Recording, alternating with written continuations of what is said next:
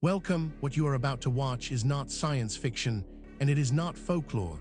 It is a serious investigation into one of history's most compelling unresolved questions: the mystery of the Voynich Manuscript's Herbal section, what the unreadable plants actually are. Across the world, in universities, research institutes, and field excavations, serious scholars are wrestling with evidence that does not fit the accepted story. Evidence that has been documented, measured, and peer-reviewed, and that still has no satisfying conventional explanation. We are going to look at that evidence carefully, without prejudice in either direction, not dismissing what is extraordinary, but not accepting it without scrutiny either. The truth, as always, is in the details.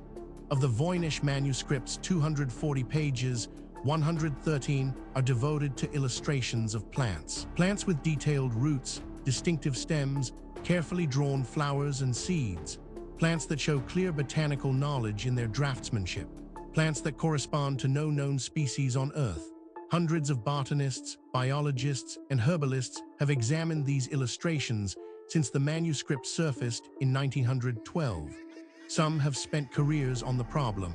Not one has definitively identified a single plant with scientific consensus. The manuscript itself, written in an undeciphered script that may or may not be a genuine language, offers no labels that can be read.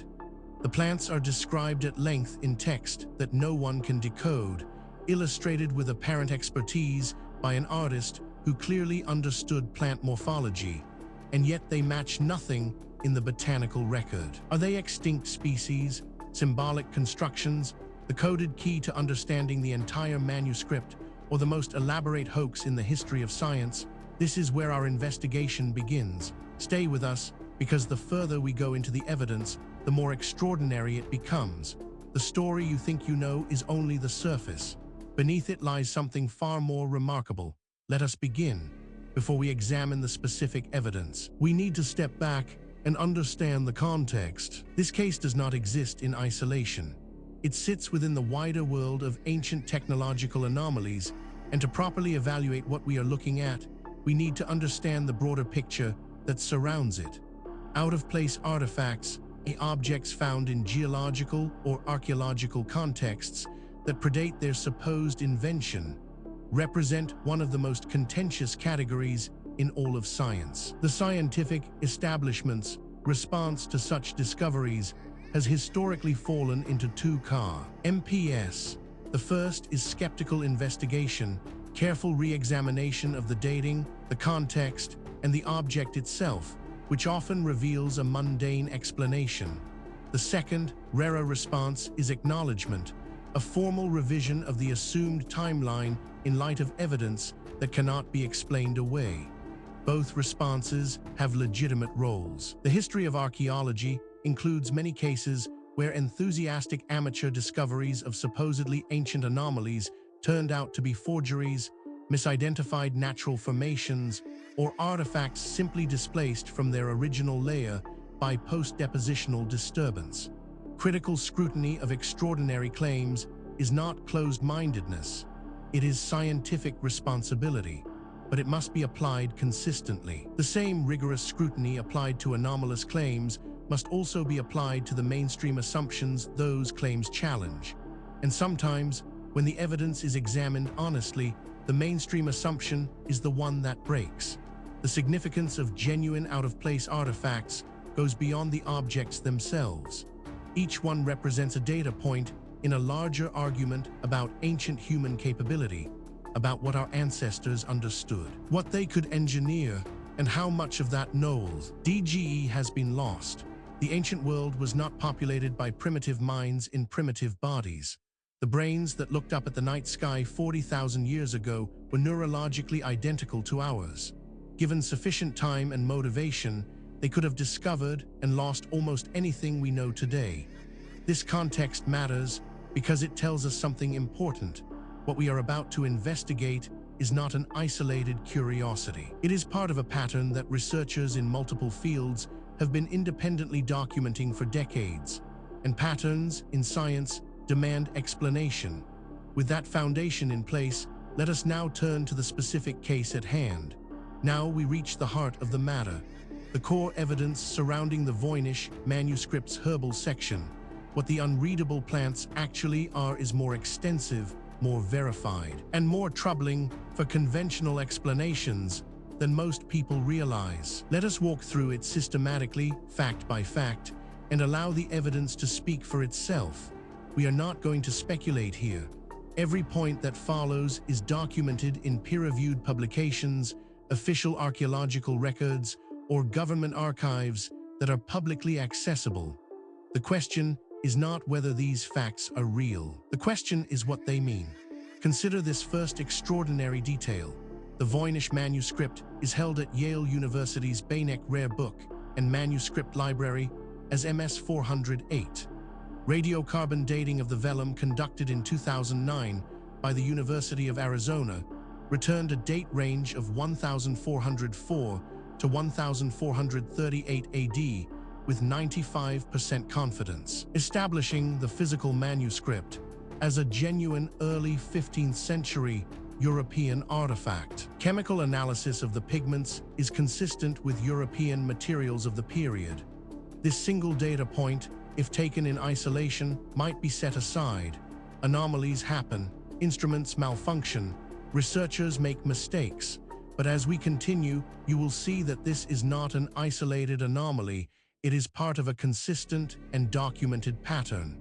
But that is only the beginning. Researchers also discovered the Herbal section comprises approximately 113 of the manuscript's 240 pages and contains illustrations of individual plants, each typically shown with roots, stems, leaves, and flowers or seeds on a single page.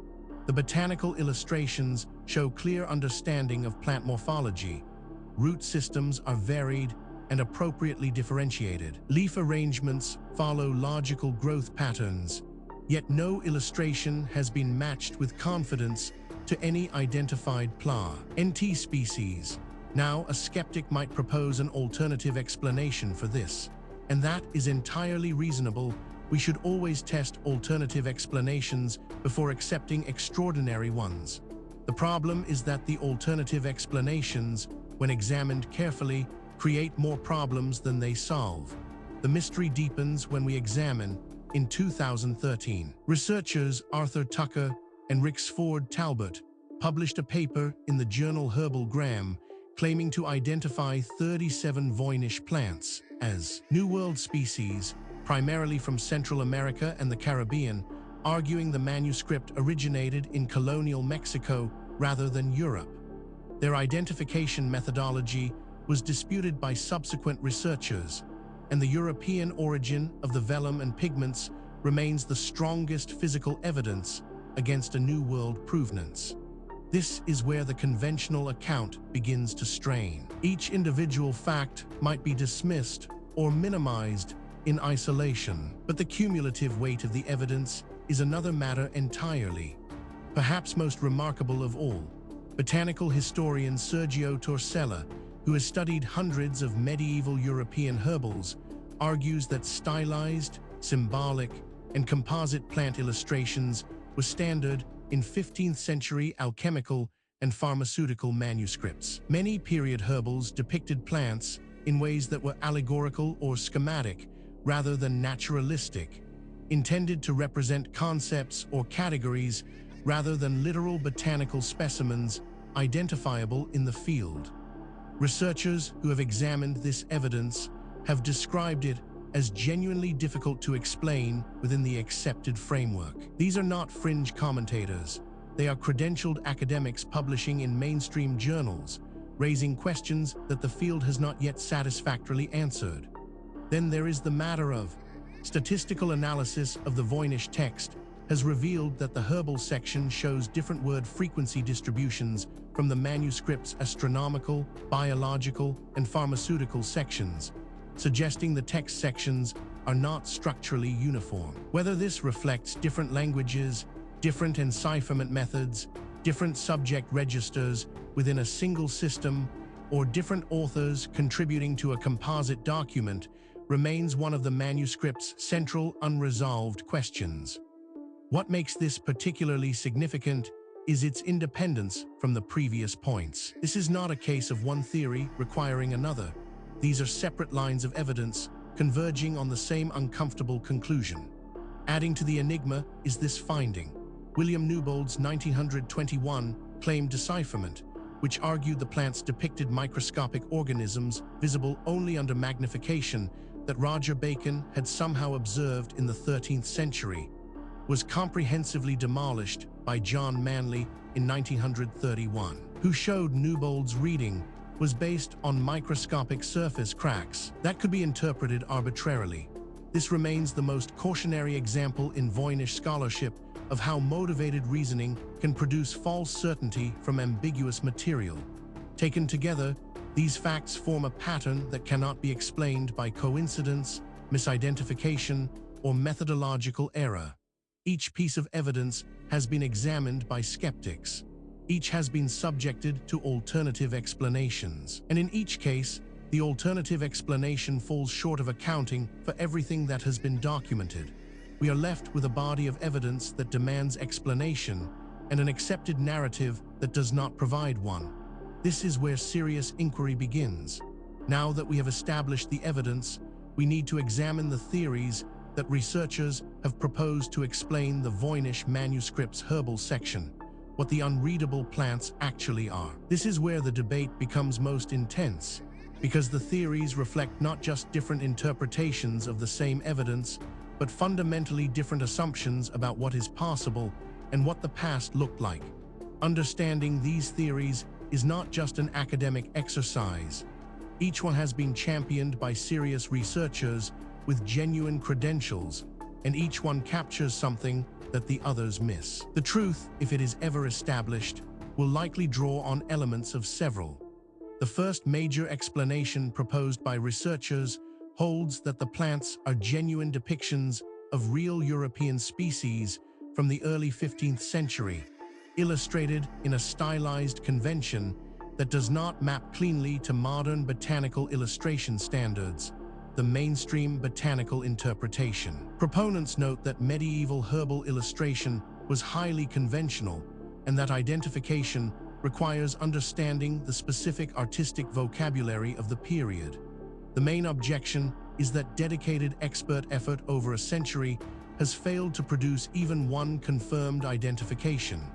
This interpretation has significant academic support and is backed by substantial evidence, but it is not without problems. Critics point out that it requires assumptions that go beyond what the evidence strictly supports, and that key predictions of this theory have not been confirmed by subsequent research.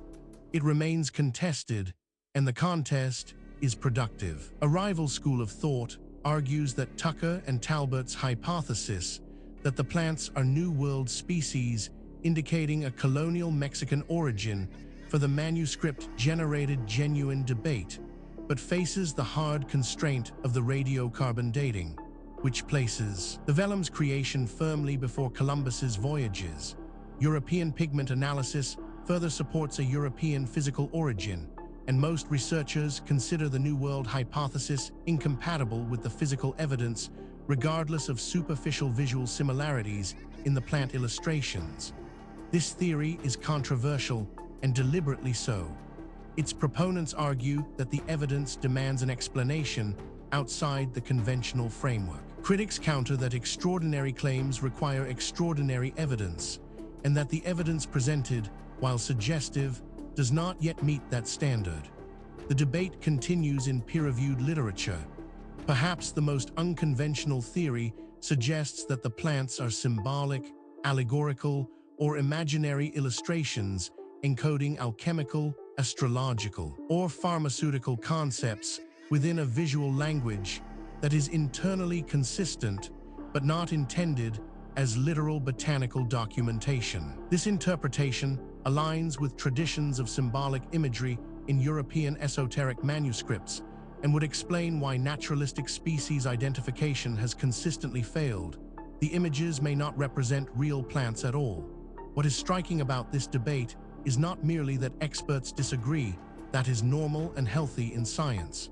What is striking is the quality of the disagreement. Serious researchers, working from the same body of evidence, reaching genuinely different conclusions. That level of fundamental disagreement, when it persists over decades, is a signal that something important has not yet been understood. The question is not which of these theories is right. The question is whether any of them is right, or whether the truth is something that none of the current frameworks has yet been able to capture. The case surrounding the Voynich Manuscript's Herbal section, what the unreadable plants actually are, does not rest on speculation alone. What distinguishes this investigation from pure mythology is the existence of documented, physical, verifiable evidence, material that has been examined by credentialed researchers and whose authenticity is not seriously disputed. What is disputed is its interpretation. Let us review the most significant documented evidence as objectively as possible. We are not going to cherry-pick the data that supports a preferred conclusion. We are going to lay out what exists and let you draw your own assessment. Physical evidence supporting this account includes the radiocarbon dating result of 1404-1438 AD, combined with European vellum and pigment analysis, establishes the physical manuscript as a genuine early 15th century European object beyond reasonable scientific doubt. This is the single most important empirical constraint on all interpretive theories. Any proposed origin, New World, Asian, or otherwise, must account for a physical object created in early 15th century Europe from European materials. This evidence has been subjected to independent verification. Skeptics have examined it. Alternative explanations have been proposed and tested. The data remains. The question of what it means remains open. Investigators have documented Tucker and Talbert's 37 plant identifications were examined by independent botanists and found methodologically weak. The comparisons relied on superficial morphological similarity without the systematic feature matching required for confident botanical identification. Multiple researchers noted that with sufficient flexibility in comparison criteria, Voynich plants could be matched equally plausibly to species from several different geographic regions. This evidence has been subjected to independent verification. Skeptics have examined it. Alternative explanations have been proposed and tested. The data remains. The question of what it means remains open. On-site analysis revealed Yale's full digitization of the manuscript and its public availability since 2004 have enabled global research, including computational approaches. Machine learning analysis has confirmed statistical regularities in the Voynich text consistent with a structured linguistic or encoding system, but has not produced a translation. New botanical databases allowing computerized morphological comparison represent the most promising current avenue for systematic plant identification attempts. This evidence has been subjected to independent verification.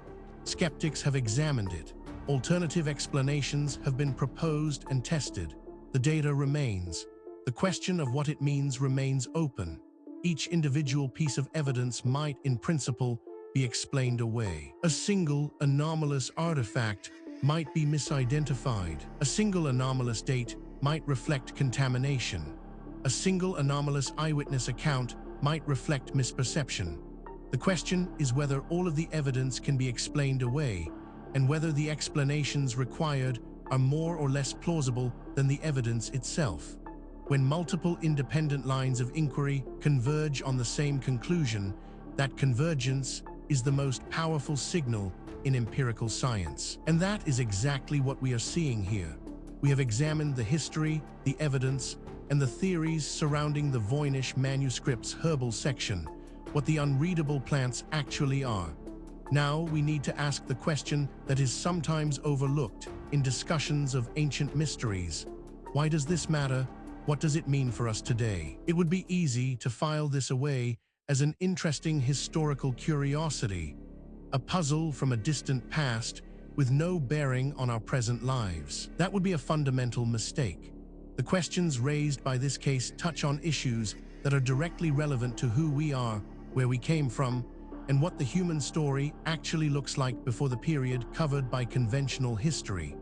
Tucker and Talbert's New World hypothesis generated significant press coverage in 2013, but has not achieved acceptance among Voynich researchers or botanical historians. Stephen Bax's 2014 partial decipherment proposal and Cheshire's 2019 proto-Romance language claim were similarly received with skepticism and remain unconfirmed.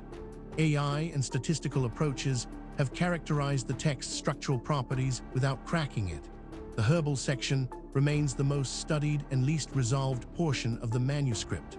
Full digitization has democratized access and enabled global collaborative research. The combination of comprehensive botanical databases and machine learning image matching offers a systematic approach to plant identification that exhaustive human comparison has not achieved, but has not yet yielded results.